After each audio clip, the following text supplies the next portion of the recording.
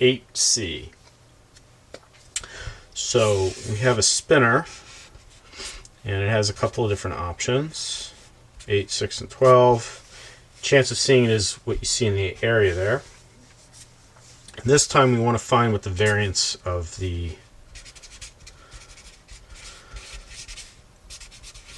random variable is.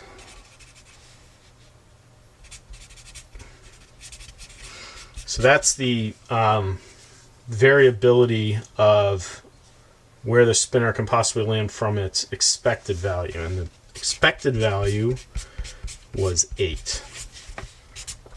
So the variance of this is the sum of the squares of each possible observation from the value for the expected value, so it's the distance from the expected value squared, times the chance of seeing each of those observations, and then you sum up over all possible observations, and in this case there are 3 choices, so this ends up being 6 minus 8 quantity squared times the probability of seeing 6 plus 8 minus the expected value of 8 times the probability of seeing 8 plus 12 minus the expected value of 8 squared times the probability of seeing 12. Okay, and so just fill in what all these probabilities are. The probability of seeing 6 was a half. The chance of seeing 8 was a quarter. And the chance of seeing 12 was also a quarter.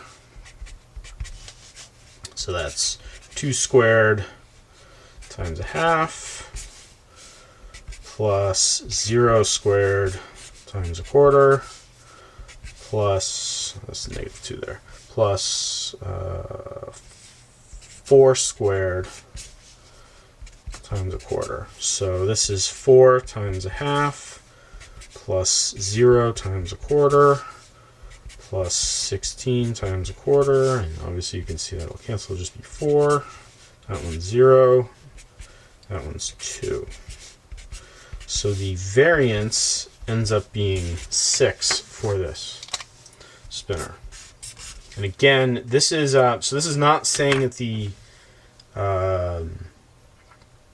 value you get on the spinner is, or the variability is 6. That's the square of the variability on the graph we had.